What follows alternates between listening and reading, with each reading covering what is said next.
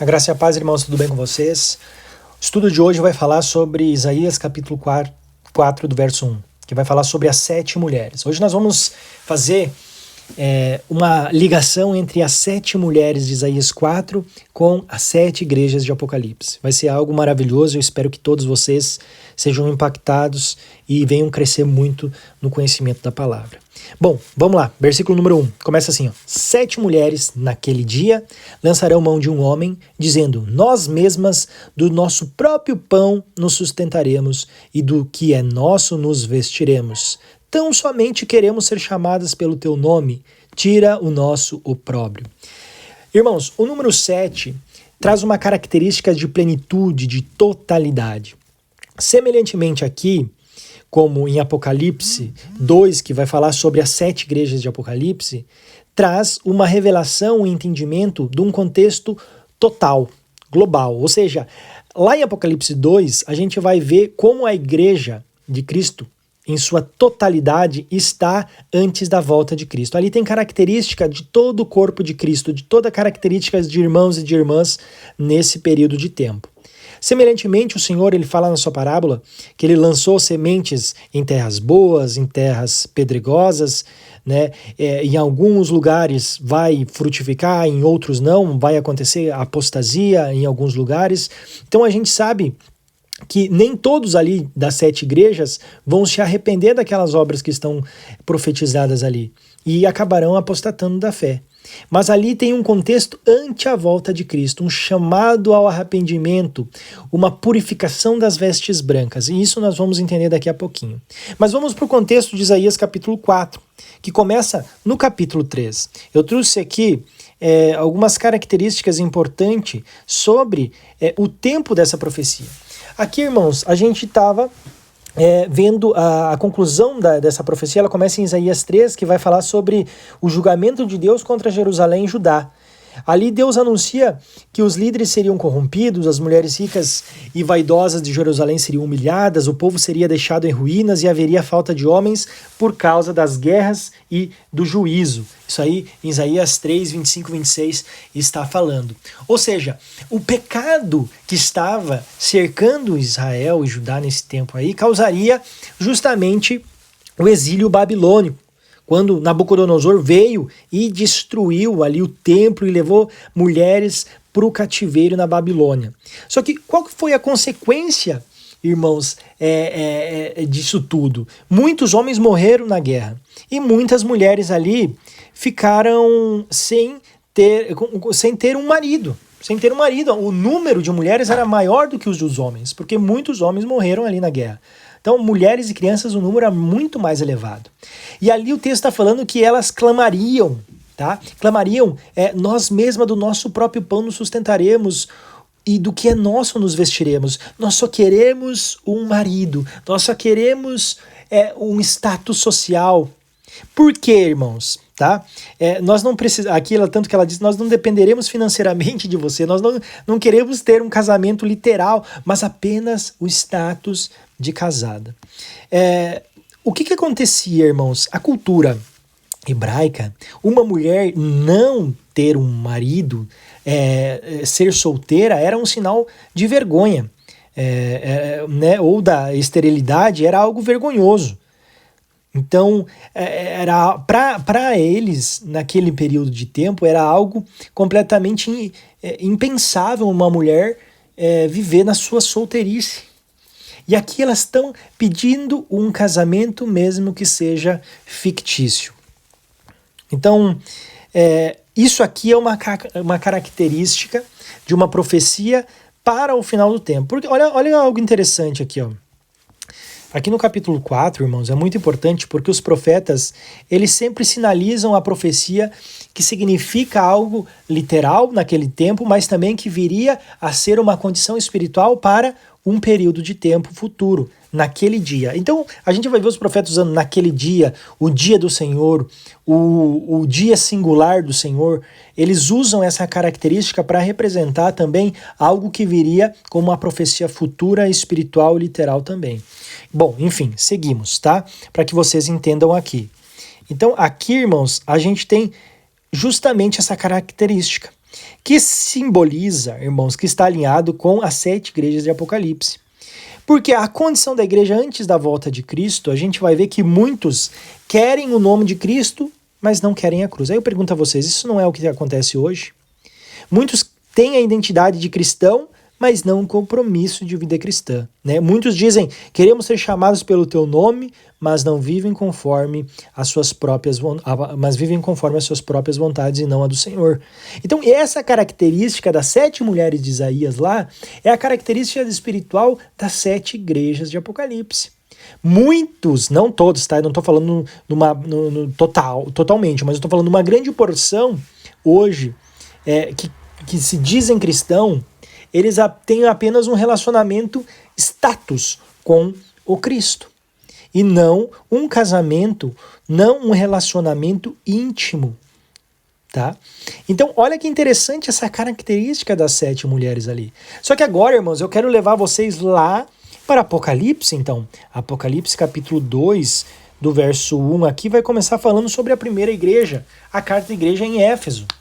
E aqui o Senhor ele vai desmontar e vai dar um zoom nessas 7 mulheres que não querem ter um compromisso genuíno com o Cordeiro, mas também aqueles que precisam de um arrependimento, que tem muitas coisas benéficas. Hoje, por exemplo, tem muitos cristãos que têm muitas coisas benéficas, mas ainda precisam ser corrigidas algumas coisas para que eles sejam adornados com as vestiduras brancas, com os atos de justiça que o Senhor está falando em Apocalipse. Vamos lá, verso 2. Conheço as tuas obras, tanto o teu labor como a tua perseverança, e que não pode suportar os homens maus, e que pusestes à prova os que a si mesmos se declaram apóstolos e não são, e os achastes mentirosos. Então, aqui tem uma característica de uma porção da igreja. Aqueles que estão sempre dispostos a provar aqueles que estão ensinando, julgar as escrituras, julgar aqueles que estão ensinando, né? Julgar o ensino, ter zelo pela palavra de Deus, de separar os lobos das ovelhas. E isso aqui agrada ao Senhor, né? Aqui, ó, continuando aqui, ó. E tens perseverança e suportastes prova por causa do meu nome e não te deixastes esmorecer. Ou seja, é um povo que está sendo provado e está perseverando. Mas agora olha a continuação, agora o Senhor, lembra que o Senhor fala que aqueles que ele ama, ele poda para que venha dar mais frutos, ele chama ao arrependimento, ele alinha. Então é exatamente o que o Senhor vai continuar aqui, ó. Tenho, porém, contra ti que abandonaste o teu primeiro amor. Lembra-te, pois, de onde caíste, arrepende-te e volta à prática das primeiras obras, e se não venho a ti, e moverei do seu lugar o teu candeeiro, caso não te arrependas. Ou seja, o Senhor falou as coisas boas que tinham a favor destes, mas também que eles abandonaram o primeiro amor, a paixão, lágrimas, aquele avivar do Espírito, e era necessário que eles voltassem, olhassem para trás e voltassem àquele primeiro amor. Agora no verso 6 tem uma característica muito importante que eu vou abranger alguns detalhes. Tens, contudo, a teu favor que odeia as obras dos nicolaítas, as quais eu também odeio. O Senhor odeia as obras dos nicolaítas. Mas quem eram os nicolaítas aqui? Vamos lá. Eu peguei aqui o ChatGPT para dar um resumo sobre Nicolau e os nicolaítas. Então, escritos de Irineu de Leão e de Hipólito, pais da igreja, né, discípulos dos apóstolos, ali do primeiro século, eles vão trazer características. As características dos nicolaítas, eles seguiam um tipo de doutrina permissiva. Defendiam que os cristãos podiam participar de festas pagãs, comer comidas sacrificadas a ídolos e até se envolver em práticas sexuais imorais, alegando que a graça de Deus cobria tudo. Olha se essa característica não está presente na igreja de hoje, irmãos. Uma vez salvo, salvo para sempre. Nada que eu venha fazer pode me tirar a salvação. Né? De graça eu recebi, nada pode me tirar essa graça. Isso a gente ouve muito hoje de muitos lobos dentro da igreja. Alguns associam a origem deles a Nicolau. Então aqui há uma característica e uma relevância muito importante para entendermos quem eram os nicolaítas. Ele era um dos 7 diáconos citados em Atos 6:5. Mas não há prova bíblica que realmente tenha se desviado e fundado esse grupo. Pode ser que apenas usaram o nome. Mas o grande número de doutores aqui e características, por exemplo, como Irineu de Leão traz aqui, que era Nicolau, literal, um dos 7 escolhidos em Atos 6:5. Deixa eu resumir. Em Atos 6:5 aconteceu o quê? Aconteceu que estava havendo uma divisão injusta de alimentos entre gentios e judeus que estavam seguindo ali a igreja, que eram cristãos, que estavam ali com os apóstolos. Então houve reclamação de algumas mulheres aos apóstolos sobre essa divisão. Só que os apóstolos eles estavam fazendo outras coisas mais importantes que não poderiam julgar essas causas tão banais ali que estava dando entre o povo. E aí eles escolhem 7 diáconos ali para representar, para que seja então ali organizada aquela divisão de alimentos. Vamos ver Atos 6:5 rapidamente aqui. Olha só que interessante, porque tem um ponto aqui que é muito importante a gente ver. Atos 6:5.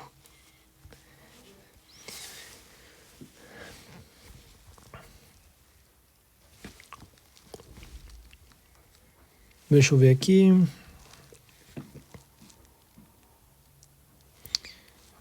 Então vamos lá. O parecer agradou a todos a comunidade e elegeram Estevão, um homem cheio de fé e do Espírito Santo, Filipe, Prócoro, Nicanor, Timão, Parmenas e Nicolau, prosélito de Antioquia. Aqui está ele. Então apresentaram-nos perante os apóstolos e estes, orando, lhes impuseram as mãos.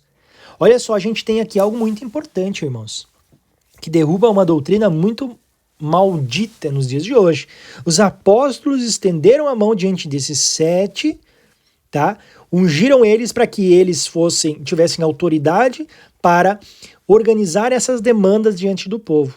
Os apóstolos estenderam a mão e eles foram colocados na liderança. Então Nicolau não foi qualquer um. Ele era um homem da igreja, um irmão na fé. Só que a sua doutrina, a doutrina que ele estava criando dentro de si errada, fez com que ele caísse e abandonasse as práticas que agradavam ao Senhor. Mas ele foi usado por Deus em determinado momento e apostatou da fé.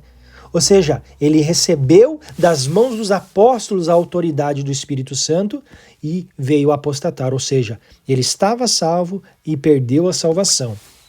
Olha, muito claro isso, né? E o que eles faziam? Misturavam o cristianismo com o paganismo. Justificavam a imoralidade sexual e a idolatria por meio da graça. Corrompiam a pureza da igreja com uma falsa liberdade.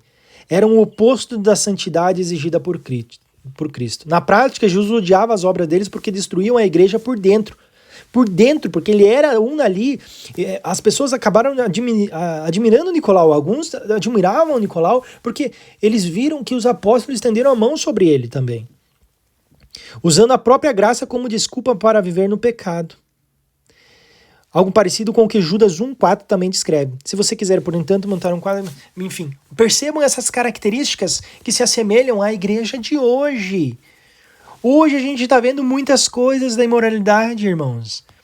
Igrejas com bandeiras coloridas, justificando a sua condição carnal deprovável como graça de Deus, que Deus ama todos e aceita todos. Não é isso que acontece? Quem tem ouvidos, ouça o que o Espírito diz às igrejas, ao vencedor da lei, que se alimente da árvore da vida que se encontra no paraíso de Deus. Aí agora nós temos a carta de Esmirna, olha só. Conheço a tua tribulação, a tua pobreza, mas tu és rico, e as blasfêmias dos que a si mesmos se declaram judeus e não são, sendo antes sinagoga de Satanás. Não temos as coisas que tens de sofrer. Eis que o diabo está para lançar em prisão alguns dentre vós, para ser dispostos à prova, e tereis tribulação de 10 dias. Sê fiel até a morte, e dar-te-ei a coroa da vida. Quem tem ouvidos, ouça o que o Espírito diz às igrejas. O vencedor de nenhum modo sofrerá dano da segunda morte. Percebam aqui, irmãos, que a igreja de Esmirna é nossos irmãos e eles vão passar pelo quê? Tribulação. Eles estão localizados aonde é que aqui está dizendo? Num lugar que será no meio, olha só. Tua pobreza, nós temos que os mesmos se declaram judeus e não são, sendo antes os sinagogas de Satanás, não temos. A localização deles aqui claramente é no Oriente Médio. Irmãos nós do Oriente Médio, irmãos nossos, sofrerão grande tribulação naquele lugar. Nós sofreremos aqui também. Mas lá será uma tribulação ainda maior, porque vão estar no olho do furacão. E aqui ele está falando que eles passarão por tribulação de 10 dias. Isso aqui é para outra hora, para o nosso estudo, tá? Não vamos adentrar aqui na questão dos 10 dias e tudo mais. Mas ele está falando o quê? Esses, os que vão vencer a tribulação, eles não sofrerão o dano da segunda morte. Irmãos, lembra? Feliz daqueles que têm parte na primeira ressurreição? Lembram dessa palavra em Apocalipse? Porque quem que são aqueles que fazem parte da primeira ressurreição? É a igreja. É a igreja. Então aqui ele está falando, o dano da segunda morte não será sobre nós, porque a feliz daquele que tem parte na primeira. Aqueles que estão na segunda serão julgados segundo as suas obras no tribunal do trono branco. Então a gente está vendo claramente que esses aqui que estão na tribulação é a igreja, isso aqui já derruba o pré-tribulacionismo. Outra doutrina diabólica. Olha só, características das igrejas. Outra, a de Pérgamo. Conheço o lugar em que habitas, onde está o trono de Satanás, e que conserva o meu nome e não negaste a minha fé, ainda nos dias de Antipas, minhas testemunhas, meu fiel, o qual foi morto entre vós, onde Satanás habita. Aqui, irmãos, essa localização aqui é atualmente na Turquia. Tenho, todavia, contra ti algumas coisas, pois que tens aí os que sustentam a doutrina de Balaão, o qual ensinava a Balaque a armar ciladas diante dos filhos de Israel para comerem coisas sacrificadas aos ídolos e praticarem a prostituição. Olha que interessante. Vamos ver mais características da doutrina de Balaão? Vamos ver aqui, ó. Rapidamente aqui, ó. A doutrina de Balaão faz represente Números 22, 25, 31 a 16. Balaão era um profeta contratado pelo rei Balaque para amaldiçoar Israel. Como Deus não permitiu a maldição, Balaão ensinou a Balaque outra estratégia: corromper Israel por dentro, seduzindo-os a participar de cultos idólatras e moralidade sexual com mulheres moabitas. Isso levou o povo a se afastar de Deus. Ou seja, de dentro para fora. Hoje, o que acontece aqui de Balaão? Hoje a gente vê a igreja sendo corrompida de dentro para fora por falsos líderes, por falsos profetas, tolerando a imoralidade sexual dentro da comunidade, misturando a fé prática com práticas pagãs, ou doutrinas pagãs dentro da doutrina, da santa doutrina dos apóstolos. A doutrina de Balaão é usar da sedução, compromisso com o pecado para enfraquecer o povo de Deus. Então aqui mais uma característica da igreja, o qual ensina... Olha só, verso 15. Outro sim, também tu tens os que da mesma forma o sustentam a doutrina dos nicolaítas. Olha só. Portanto, arrependa-te, senão venho a ti sem demora, e contra eles pelejarei com a espada da minha boca. Quem tem ouvidos, ouça o que o Espírito diz às igrejas. Ao vencedor dar-lhe-ei do maná escondido, bem como lhe darei uma pedrinha branca, e sobre essa pedrinha escrito um nome novo, o qual ninguém conhece, exceto aquele que o recebe. Isso aqui é para outra hora, o nome do Senhor implementado em nós, eu quero trazer para vocês. Mas olha as características importantes aqui que o Senhor está falando. E o Senhor está falando que virá e pelejará contra estes e o destruirá, porque o Senhor separará o joio do trigo de dentro da igreja. Vamos lá para Tiatira. Olha só, ao anjo da igreja de Tiatira. Vamos lá, verso 19, tá? Conheço as tuas obras, o teu amor, a tua fé, o teu serviço, a tua perseverança e as tuas últimas obras, mais numerosas do que as primeiras. Tenho, porém, contra ti que tolerais que essa mulher, Jezabel, que a si mesmo se declara profetiza, não somente ensine, mas ainda seduz os meus servos a praticarem a prostituição e a comerem coisas sacrificadas a ídolos. Ou seja, tolerares que essa mulher Jezabel. Irmãos, a gente sabe da história de Jezabel, mas aqui uma característica importante é que esta mulher aqui, essa característica, ela ensinava doutrinas. Ou seja, algo que não poderia ser ensinado por uma mulher também, uma característica que a mulher não pode estar na posição de ensino. Mas ainda seduz os meus servos a praticarem prostituição e a comerem coisas sacrificadas a ídolos. Olha que característica interessante aqui. Dê-lhe tempo para que se arrependesse, ela todavia não quer arrepender-se da sua prostituição. Eis que a prostro de cama, bem como em grande tribulação, os que com elas adulteram, caso não se arrependam das obras que ela incita. Irmãos, qual é o contexto da igreja que está vinculada aqui hoje? Hoje a gente não vê várias mulheres insultando, ensinando, estando liderando a igreja de Cristo Jesus, ensinando doutrina, pregando doutrina, conduzindo a erros a erros didáticos gravíssimos da doutrina dos apóstolos e também acabando prostituindo aqueles ali que estão ali com as suas doutrinas, com a impureza daquilo que está ensinando.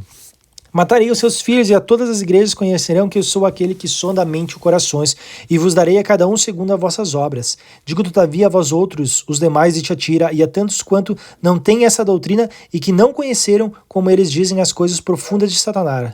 Outra carga não jogarei sobre vós, tão somente conservai o que tendes até que eu venha. Olha só, conserva o que tem até que ele venha, suporte tudo isso. Ao vencedor que guardar até o fim as minhas obras, eu lhe darei autoridade sobre as nações. Aqui é muito interessante, olha só, irmãos, aqui ele vai falar sobre autoridade sobre as nações. Aqueles que suportarem tudo isso ganharão autoridade sobre as nações, e com o cetro de ferro regerá. Mas, irmãos, ninguém se pergunta que nações são essas? Que autoridade sobre qual nação? Sobre quem reinaremos? Sobre o que reinaremos? Isso é importante sabermos, né? Assim como também eu recebi do meu Pai, dar-lhes ainda a estrela da manhã. Quem tem ouvidos, ouça o que o Espírito diz às igrejas. Então percebam aqui, irmãos, as características importantes que contextualizam toda a igreja da volta do Senhor. Bom, falta Filadélfia, Laodiceia, falta algumas ainda aqui importantes. Vamos lá. Ser vigilante e consolida o resto que estava para morrer, porque não tenho achado íntegras as tuas obras na presença do meu Deus.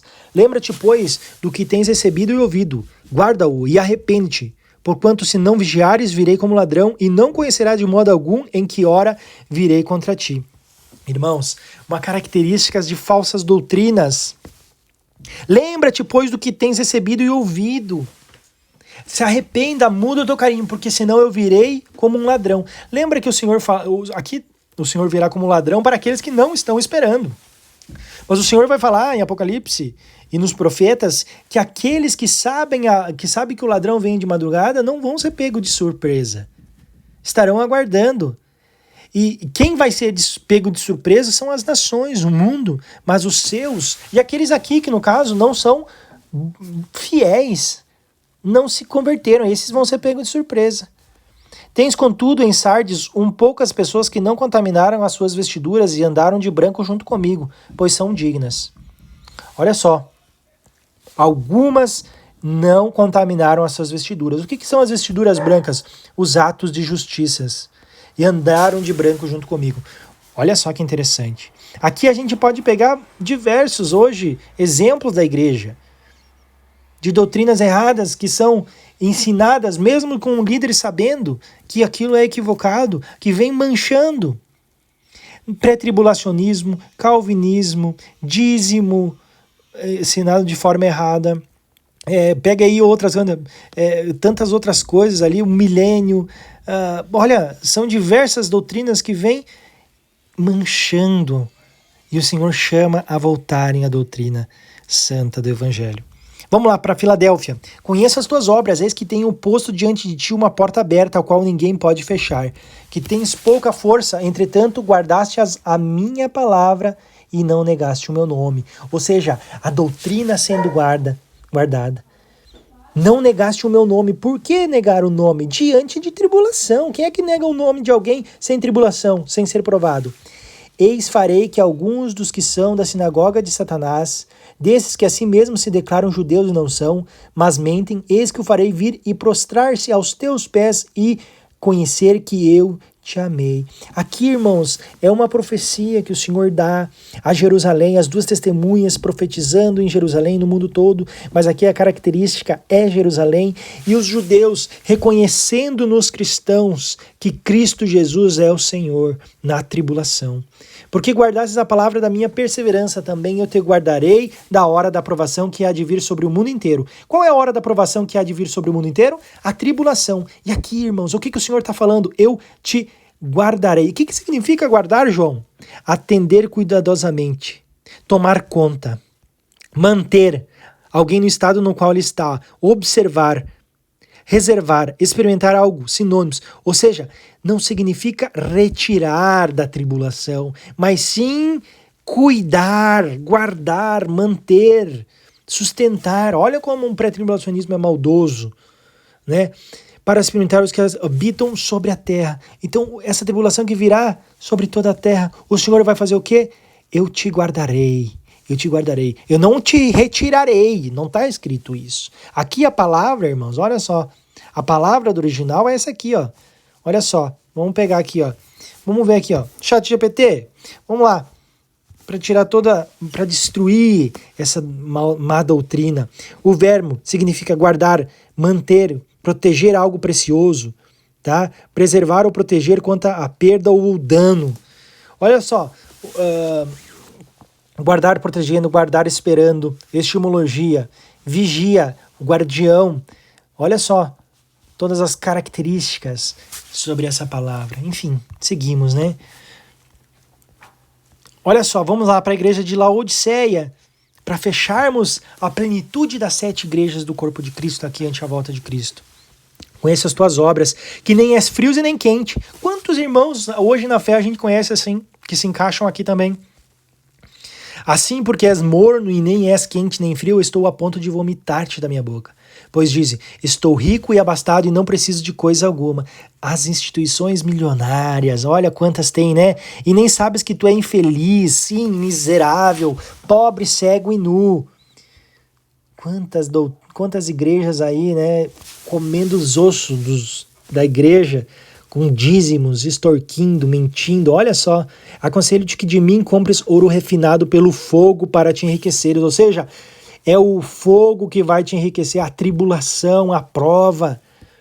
Vestiduras brancas para te vestir, atos de justiça, a fim de que não seja manifesta a vergonha da tua nudez. Por quê? Por que tua nudez? Por que a vergonha da tua nudez? Porque se você permanecer do jeito que está, você verá Cristo sobre as nuvens e será envergonhado.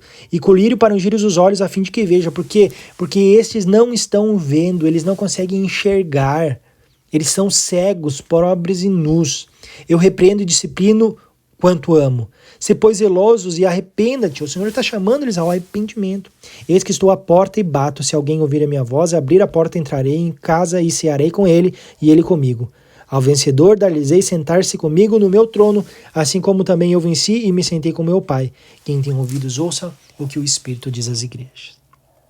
Então, irmãos, aqui nós temos o número 7, a plenitude da profecia, alinhada justamente com Isaías 4, as 7 mulheres. É aí que se encaixa essa linha maravilhosa. Espero que todos vocês tenham sido abençoados com essa palavra, que Deus enriqueça vocês em sabedoria e conhecimento.